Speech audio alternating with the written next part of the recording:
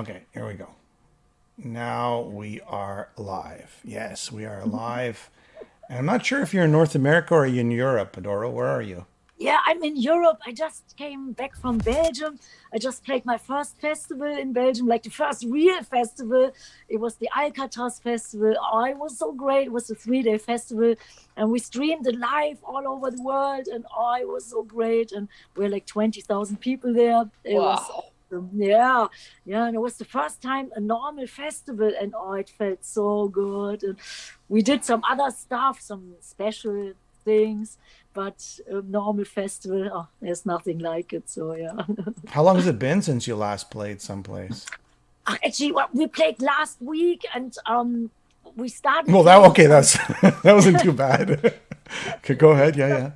Yeah, we did some different things. You call it beach chair open airs, and everybody can sit in a beach chair. You can have some beers, you can dance around, headbang, sing along. So that was great, but the fans are so far away, so you have to work 10 times harder, to reach them. But in the end, everybody was super excited and on fire, and there were big screens. So it was similar to a drive-in show, but not sitting in cars, sitting in beach chairs. But whatever, I was so happy that we could do at least something, even though it's like, of course, better in a nice sweaty club or a great festival. But it was good. It was hard work, and now we are all in good shape, ready for all these big festivals coming up. So Wacken and stuff, and some other gigs. So yeah, Yeah, I was looking at your hopefully. tour schedule. You're not going to stop for the next couple of months. It's like you rested too long, and now you're ready to go each and every night. Yeah, each and every night. Oh God, I hope I will survive it. But yeah, I'm excited, and yeah, we have so many gigs which got moved or canceled or postponed. So yeah, the next tour is in October with Michael Schenker, and then we have a Oh, tour in the fall all over Europe, and many more festivals in England. The Rocking the Bowl in Sheffield, that's in September. And Wacken, if that takes place, it's called Bullhead City. And it's a little bit smaller Wacken, but still, I think they are estimating at 25,000 people. So if it all takes place, but in Europe, the numbers are going up. So who knows what will happen? I Yeah. hope for the best. I hope. Well, have you well. The ever good have you ever news. toured with Sorry. Michael before? Michael Schenker. Have you ever toured with him before? No, but I played with him on the legendary Monsters of Rock Festival in '86 in Germany. In England, Castle Donington, it was Motorhead, and in Germany it was Michael Schenker. So, Oh, and I wow. met him a few times when we did that metal show. That's the last time I met him a few years ago. But I'm excited, and such a great player, and will be We were awesome. able to interview him on a few occasions, and we were able to see him live with the Michael Schenker, his latest project, and he just plays for 3 hours straight. He never leaves the stage. It's incredible at his age and the way he plays. It was a pure treat. Yeah, He's I bet. amazing, but just don't ask him about his brother. That's all. Just don't ask him about his Well, brother, then you're all good. But he's amazing. ah, Michael Schenker. okay. Yeah, well, yeah, family. It's yeah, yeah, but yeah, I don't have a family, so I don't know. I don't know. I don't have. I wish I would have brothers and sisters, but I was an only child. That's the reason why I always want to have a band. So now I have a band, and yeah, but we all take care of each other, and yeah. All right, September, and here's the big news: Yeah, September yeah. 24th on Doro's own Rare Diamonds Productions, right? Your own record Mhm. label. The 35 year of is it 35 years already? Wow. Warlock's Triumph and Agony. This is a live version of all the album, not in the same sequence as the album, but still, it's all there, all the songs. All right, why did you decide to revisit this album live as a complete? Ah, because I think that album was so great. It's one of my favorite records we did. We did now I think 20 records, but this one I think it stands out. It brings back the best memories. It came out in '87, so it's almost 35th anniversary. So next year we can celebrate the 35th anniversary. But the making of it was awesome. Great people were involved. Cozy Powell played drums on it, on a few songs, so that was awesome. Like the legendary Cozy Powell with so much energy and power. And I met so many great people. Tommy Bowen, who was my guitar player in '87, he joined when we did like actually the 30th anniversary, and then we played the whole album in its entirety for the first time. We never played it before, and we only played a couple of songs, and it was such a treat to play every song. And I thought every song was like great quality and special. And we started playing. We did an America tour, a Spain tour, played some festivals, Grass Pop Festival, Norway Rock, and Sweden Rock. And Sweden Rock Festival, which is a great festival, guys. If you ever come to Europe, Sweden Rock is it's on my bucket list. Yeah, that's good. That's good, because it's definitely worth it. So we played Sweden Rock, and that was the first time that we performed the Triumph and Agony in its entirety, and the first time was the most magical one. So you hear on the CD, it's a mixture between Sweden Rock and Spain. And there's a Blu-ray coming with it, and there you see the whole Sweden Rock Festival and like our performance at the Sweden Rock Festival, and a nice documentary. It's about 90 minutes long. Oh, wow. I didn't know that. Yeah. I think it's very cool, especially for diehard fans. I even put some bootlegs in it, like some snippets of our tour with Megadeth in '88. And, and all kinds of stuff. And, of course, the videos from All We Are and Für Immer. And I think it looks really good, sounds good. And it was great to play that album. And we had 3 guitar players. So it was Tommy Bowen and my 2 guys, Bas Mars, Luca Pucciota, and my drummer. He joined 1993, Johnny D. And our bass player, Nick Douglas, he joined in 1990. So we were lots of soloing and shredding on stage. And it was awesome. And we didn't plan on it. So it was really not planned, but when we couldn't tour anymore last year, I started doing this best of album. It was Magic Diamonds. That's that one. I don't know if you guys saw it. Hey, that's cool. And, yes, I know that one. Yeah. And I started out just like I thought I want to put my favorite 15 songs on, or do some live versions. Or look at those posters in back you. Let's take a look at those posters there in back you. Look at that. Those posters, all the posters in back you. Move your head just a little bit like that. There we go. Look at that. Yeah, wow, that's cool. That's the thing. That's of the Für Immer album. There was the album. Yeah, there's my beloved Lemmy, our beloved Lemmy. And that's the Wacken. The people gave me that for the anniversary. And that's... Doro, sorry to interrupt, but did I read recently that Lemmy sent you some of his ashes? Yeah. Oh, yeah. Wow. Yeah, that must have been quite an honor when you received that. I tell you, it's like, it came in that box, and it was sent to my mom's house. And, my mom said, "Are you expecting something?" And I said, "No, but maybe maybe somebody's writing something and then there was this. You guys want to see it? Yes, please. Let's see Lemmy's ashes. All our viewers would want to see that. Yeah, that's a good one, Alan. I forgot about that. Yeah, it's interesting. And actually, there was a beautiful letter coming with this package, and they said, "Well, share some stories about Lemmy." And Lemmy, I think he said that he would like to have, his closest friends and family, like they would have the ashes. This is heavy. When I saw it, you probably had to sit down when you received it.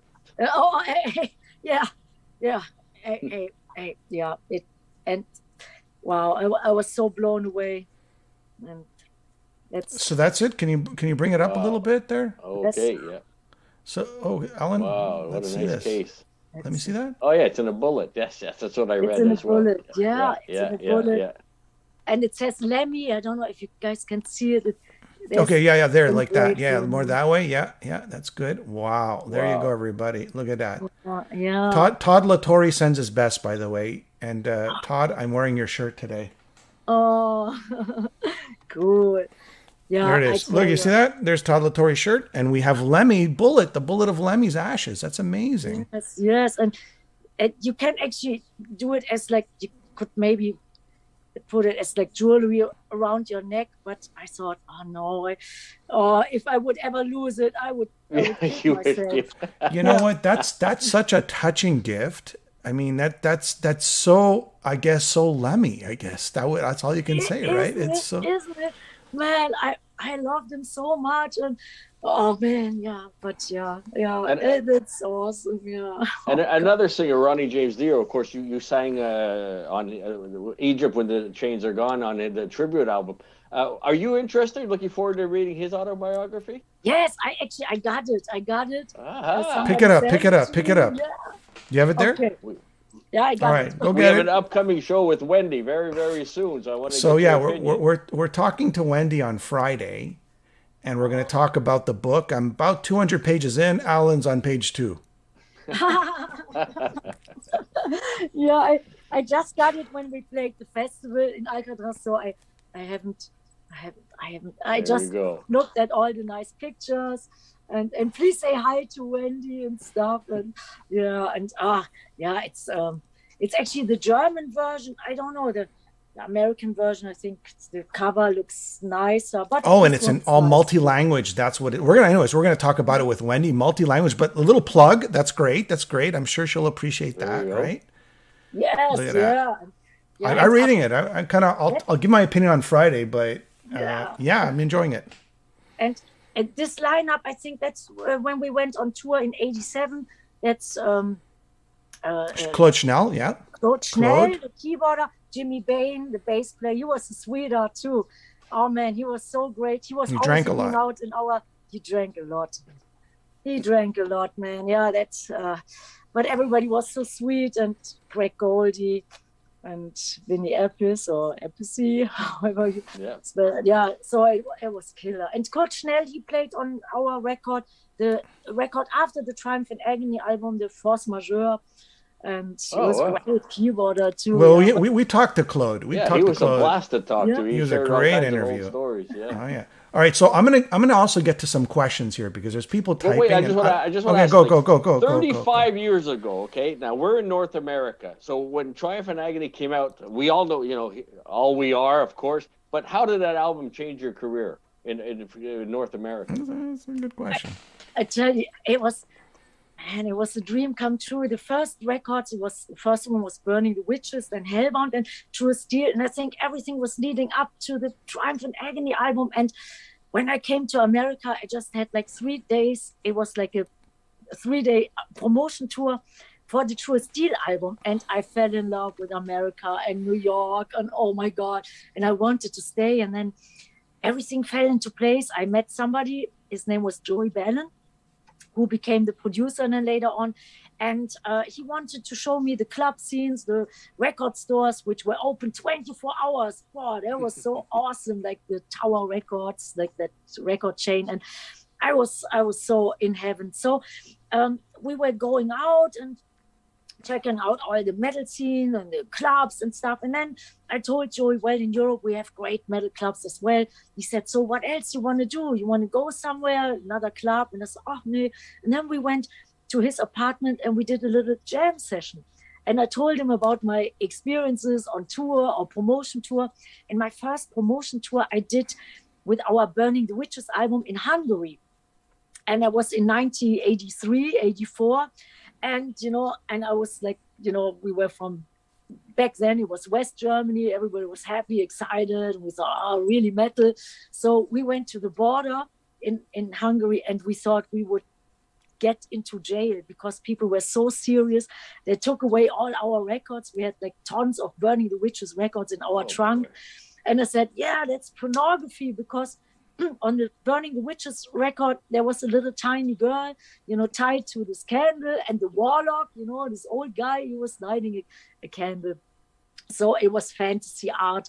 But man, they were so serious. We thought we are really in trouble. So I told Joey about it, and he, being from America where everything is free, you can do whatever you want, you can go wherever you want. And I told him about it. So we wrote our first song, and it was East Meets West. East Meets West, there's going to be a hell of a mess. Yeah, and the next day I went to the manager. It was Alex Grove, and I told him, clubs were great. record stores, awesome. And I said, I think we wrote a great song. We put it on our Walkmans, and I let him listen to it. And he said, wow, it sounds really great. Why don't you guys go on, do more stuff? So the next song we wrote was 3 Minute Warning. And then Joey showed me all kinds of stuff. And I was a really curious teenager. I like to try out everything. And he said, did you ever play the Ouija board? And I said, no, but I know in Germany back then it was totally forbidden. And, you know, and I was so curious and said, oh, let's do it. So we were playing the Ouija board. The end result was not so good because the apartment almost burned down. But before that, yeah, it was like, oh man, we overdid it. And then one night we got so scared, we thought we would never, ever do it again. But a little bit before that, you know, I asked Joey if he can ask the spirit, you know, if they have a message for me. And the message was make time for love. And then we wrote our first ballad for the Triumph and Agony album. And then we had 3 songs and we thought, man, they sound awesome. And Alex said, hey, you got to record it like really, like real good demo. And we went into the Power Station studio in New York City. And it was the best studio at the time, I think, in the whole world. And the audience, the atmosphere was great. It had so much magic. We had a great engineer. His name was Steve Rinkoff. He became the engineer for Jim Steinman and Meatloaf later on. He was very talented, young guy and full of energy, great. Yeah, and then I told Joey, we need a metal guitar player because Joey is a great guitar player, but he is more rock and like play like 12 string and like beautiful. But, you know, there was always a difference between metal and rock and hard rock. And he said, yeah, I think I know somebody who could do it. And he called his friend, and it was Tommy Bowen. And he came into the studio. He had tons of equipment, 10 Marshall stacks and stuff. And then Tommy was playing, and he was on the floor, on his back, sweating, bleeding, playing, you know. And I thought, oh, this is great. And that's what made the whole album so energetic and wild. And then there was one song, it was Touch of Evil. And I told the manager, his name was Alex Grobe. He was the advisor, but he became the manager later on. And, you know, I said, Alex, I need somebody with a lot of power because I want to do one song. It's Touch of Evil. I want to scream my butt off. And he said, okay. There will be a surprise waiting for you at the studio. One day later, I went to the Power Station studio. It was early in the morning. And who was there? Cozy Powell, the legendary Cozy Powell. And he said, Doro, you need some power. And I said, yes. And then he played the drums like, oh, we were all like, our jaws were dropping because he had so much energy and power. Oh. And then I sang my vocals to Touch of Evil the day later.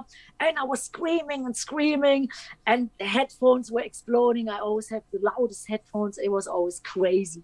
And suddenly it was at night, and suddenly there was a ball of light coming into the window, like doing, you know, a real round really fast. Everybody got so scared. Everybody said, Doro, what did you do? And I said, I was just screaming. And then everybody thought, okay, we got to go home. We got to, you know, that was the end of the session. And next day we went back into the studio and said, yeah, let's keep our vocal. But it was scary, you know. We almost died. Everybody died. And yeah, so almost. But yeah, so I guess. Do you think the Triumph and Agony cover would have got confiscated too? Oh, I don't know. I'm not sure. And I mean, times changed. It was 83, was really strict and stuff. And, you know, yeah, like, wow, the officers on the border, oh man, you know, and they weren't about much fun, let's put it this way. So I don't know. Like now we played in Hungary many times, and there are many diehard metal fans, and, you know, there was never a problem, just pure joy. But back in the day, yeah. And you couldn't even tour there. Like you couldn't go to Russia or to East Germany or to the Czech Republic or to Hungary. There was, you know, we tried so many times. So the first time that we could even go into a country, it was Hungary in 1984, I think. But when it took everything away, that, you know, that was that for our promotion tour. Oh, boy. Yeah. Let me ask you about. Okay. Start, stop. I don't even know if we're live anymore. Oh, we can't hear you.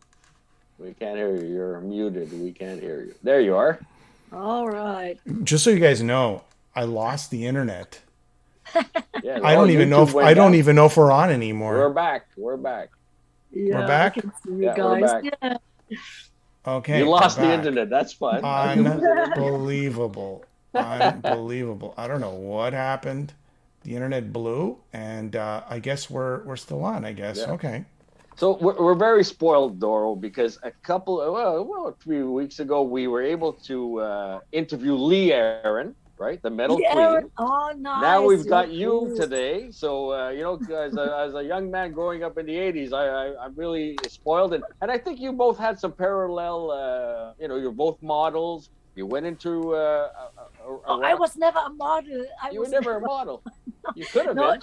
I thank you so much, sweetie. But no, I don't know. In some magazines, they were just writing it, but I was always a metalhead, so I was never a model. She gave us her perspective of what it was like in North America, being a metal singer and fronting a band. What was the European attitude for a woman fronting a metal band back in the '80s?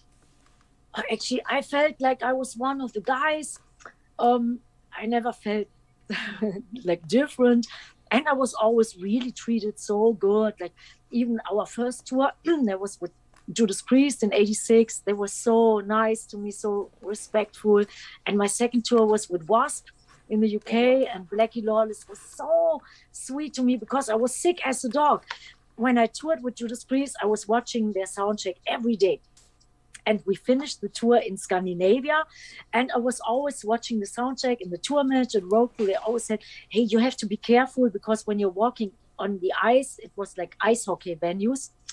And, and not that you get sick. And I said, no, I'm strong as steel. No, I will not get sick. So next day we hopped on tour with Wasp in the UK, and I was so sick. I think I was hallucinating, had fever, was really sick, probably pneumonia. So, wow. And in the UK, we played a great tour, but it was the smaller clubs. With Judas Priest was the big venues, and in the UK was the clubs, and usually they have only one dressing room. And, and the support band, of course, has no dressing room. So I was sitting in, on the floor, on the staircase. It was winter time and the wind was blowing. It was like cold, and I was sitting there freezing, and then Blackie Lawless came up the stairs, and he probably will not remember that, but I remember it well. And he said, Doro, are you from the support band Warlock? And I said, yes. And I think he said, you look really sick. Are you sick? I said, oh man, I think I feel I'm dying. So he said, you know what, come with me. And then he told the guys in the band of his band, he said, you know what, let Doro rest and give her the dressing room. And so I was in Blackie's dressing room. And then he gave me all kinds of magic potions, like, for the voice, some medicine, some fruit juice, fresh fruit juice was unheard of in the 80s. That didn't even exist. So all kinds of stuff. And then he said, rest, take a nap. And then when I woke up, I felt like $1,000,000, and we started the tour, and the tour was great. And I will never, ever forget that he was so nice to me and went out of his way to, and it was like instant healing. So that's, was magic. So, and then I always felt really good. Like people were really nice to me. And the next tour was actually with the legendary Ronnie James Dio in '87. Oh, wow. Yeah, it was like when the Triumph and Agony album came out, we hopped on tour with Ronnie James Dio in Europe. It was so awesome. And in '88, we hopped on tour with Megadeth and Sanctuary. And it was a big tour, big venues, and it was so awesome. And then we could tell, like, Triumph and Agony, it became a big album for us. And All We Are became a big single. And then the second single was For Immer. And All We Are was shot in, the video was shot in LA, in the LA River Basin, where Terminator 2 was filmed. And every time I watch Terminator 2 and Arnold Schwarzenegger, I think of our All We Are video. And the second video was For Immer, the song in 3 languages, English, German, Spanish sentence. And I was in Baton Rouge, in Louisiana, in New Orleans. And I was there for a few weeks because they said, well, just like learn how to ride without a saddle. Like, we want to have some, a beautiful horse. It was a white horse, and oh, it was so awesome. So I fell in love with all the swamp music, and and went to all the bars and met fantastic musicians. And so it was like these times were so unbeatable, and that's the reason why when we did the Triumph and Agony live and the videos and the Blu-ray, all these great memories came back. And so that was really, that was the best. You know what? Okay, so the chat froze, the video froze, the stream froze, and everything's back. So I'm just gonna read out some questions. Will you ever? Okay, I think the Lita Ford, Lee Aaron, Doro tour, the three Metal Queen tours. What about that? I know you guys touched about. Are you interested in that, or are you interested in doing something like that? Yes, I'm interested in it. Yes, yeah, it would be awesome. And I just did something with Lita Ford like a year ago, and I got this award, and the Metal Hall of Fame. Yes, you just that's where I met you, and I interviewed you and Tony Bolin. Yeah, Tommy Bolin. Yeah. You look familiar. Okay, now I remember. I get the De Niro thing. And I could give her this award. I got it 1 year before, actually in Wacken. The American guys came over, flew to Wacken, and I got this beautiful award. Oh, it was so awesome. And then I could give it to Lita Ford 1 year later. And we said, we got to do something because we know each other from the early 80s, did many photo sessions at many labs. And then we did actually something nice in the studio, and it will be on her record eventually. And, we did something, and so a tour together would be awesome. Somebody's saying what about Tony Iommi? Ever get a chance to work with him, or you want to work with him, or maybe just give him a call and give him a call? Tony. Give him a call. I didn't have the chance to work with him yet, and all right. I'm just. That's it. We're anxious because we had Max Norman on. He heard Lita's new album and he was teasing us with it. So maybe something with you might be on that new album. So. Yeah. We have to wait and see. Yeah, wait and see. I think it will be awesome. Yeah. What about working with Gene Simmons? What was that like? I mean, on your second solo album, was that like? Did you learn a lot from him, or was he just angry all the time, or? No. He was such a gentleman, super sweet, super intelligent, and I think he was a school teacher before music, so he had a really good way to teach you stuff. And I was a big Kiss fan, so you cannot imagine. It was totally a dream come true. And when I had my first band, actually, we picked the musicians. This one guy had Big Kiss on his arm, the other guy AC/DC. So we formed our first band. And there was one time I was in LA doing something, and then a promoter called me, and he said, well, Doro, I know you're a big Kiss fan. Would you like to introduce Kiss in Germany on the Monsters of Rock Festival? Oh. And I thought, wow, this is awesome. So I flew over to Germany, and that was the first time that I met Kiss and Gene Simmons. And and then that left such a deep impression on me. And a couple of weeks later, Gene, he has the same, around the same time, the birthday like my dad. My dad is not anymore alive, but anyhow, it was close. And then I told my manager I would like to send him a birthday card. And my manager said, don't be silly, it's like he has no time for that. And I said, but maybe we could do something together, or maybe I could cover a Kiss song, or maybe write a song together. And my manager said, no, it's out of the question. They don't have time for that. So I said, okay. And I was living in Manhattan. And one time I got a phone call from the manager. He said, Doro, get up, meet me at the Parker Meridian Hotel. That was on, I think, 57th Street. And that was the first hotel where I ever stayed in New York, so I knew it well. It was where everybody stayed, always, like all the musicians and stuff.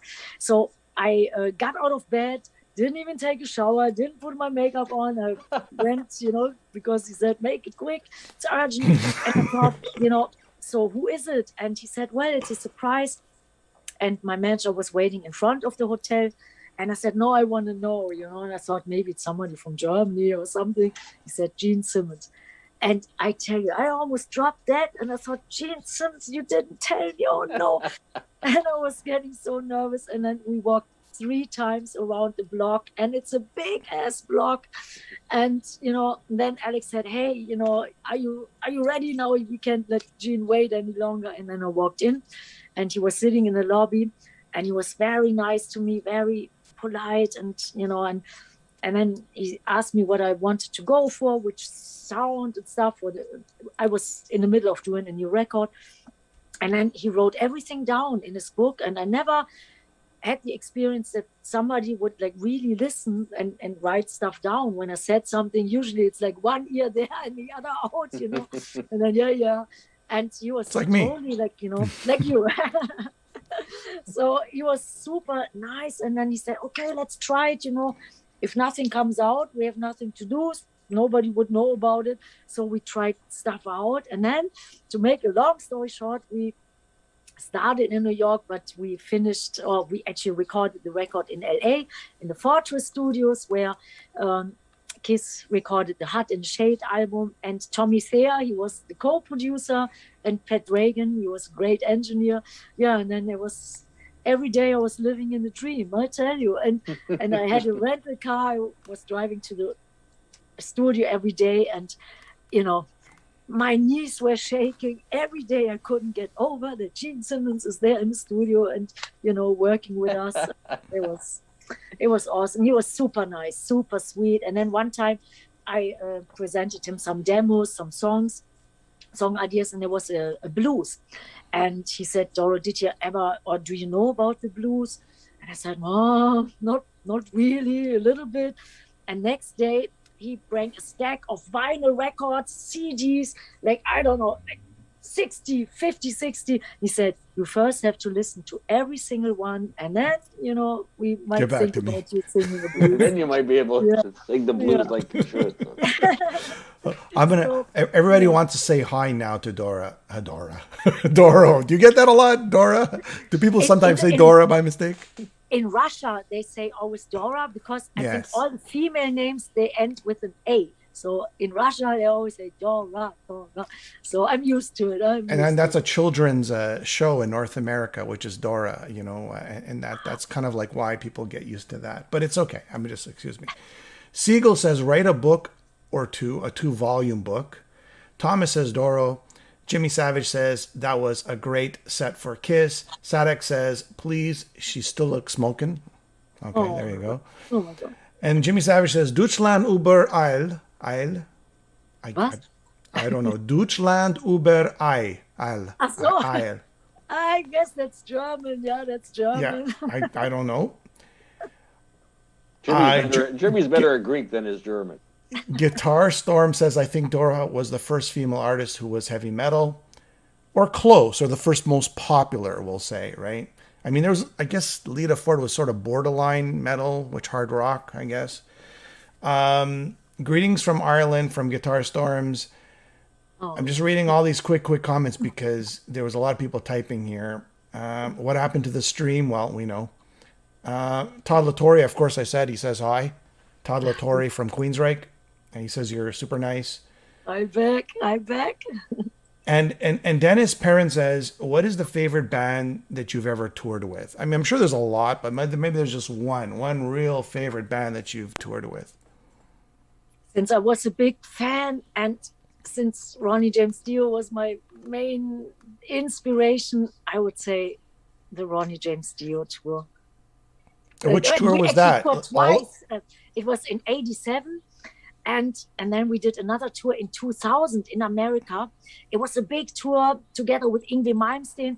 And it was so great because, in the 90s when grunge was so big and stuff, nobody really thought, a tour would like sell out or stuff. And I one of my life insurances got to go because I had, I wanted to go on tour with Ronnie, and it was the best tour. And then you could really feel metal was coming back and everybody was excited. The metalheads were totally on fire and hungry. So I would say the Dio tour in 2000, there was the best experience. All the other tours were awesome too. Like Priest, Wasp, Motorhead, Saxon, everything. Metal Church in the States in 2019. That was awesome too. And but Dio, 2000 Dio, that was like. Man, I still go back to those early Rainbow albums. I mean, the first one and Long Live Rock and Roll. I mean, just listening to Dio's voice and the lyrics and everything. It's always a joy to go back and revisit those albums. So. Yeah, totally. Yeah. I love his voice. He was such a sweetheart in how he treated the fans. He was always standing outside, even when it was cold or raining, giving everybody a hug, everybody an autograph, photo, talking, and he was awesome. Yeah. What about Mike Howe? Did you know Mike Howe from Metal Church? Did you know him well? Very sad passing with Mike Howe. Man, it's so unbelievably sad. Yeah, we had a great tour together. We became great friends, and by the end of the tour, we were always singing something together, usually breaking the law. Because everybody knows breaking the law, so the friends were singing together with us, and Mike was always like, joining us on stage, and he was super sweet. What a nice, gentle, sensitive soul, and I'm so sad, and and I always want to go on tour with Metal Church again in the States. I always ask the manager. We have the same manager. His name is Jeff Keller. And I always ask Jeff, hey, what are the guys doing? And this was an awesome package. So. Yeah, I would have loved to do it again, but it's so sad, man. Yeah, so many people who are not anymore with us, and it's like, but the times are tough. I think I never felt that times were tougher than in this day and age, I must say. Well, we're getting older, right? That's the problem. No, I think. Well, I'm getting older. Better, I think you live and learn, maybe, you know now more how to deal with things. But I think in general, like the whole world, it's so crazy, and the pandemic, oh man, the last 1.5 years. How's this? Kenny from New York, from Brewster, New York, who does a lot of shout outs. He probably did a shout out with you in New York. Kenny says hi. Hi, He Kenny. did a picture and a little shout out with you once. What about the new album? Okay, I don't want to take all of your time today, but what about, are you working on a new album? Is there material? What's going on there? Actually, I'm working on a new album, and it will be probably coming out next year. And but first in September 24th, the Triumph and Agony Live, and this is through my own label, Ray Diamonds Productions, the Triumph and Agony Live, and the new album will be like another release on Nuclear Blast, and it will be a killer album. Is it going to be Doro or Doro Warlock or Warlock featuring Doro? What's the name going to be here? I know that you like when we spoke to you last, it was Warlock that you acquired the name. That's known now for a while. But is it going to be Doro?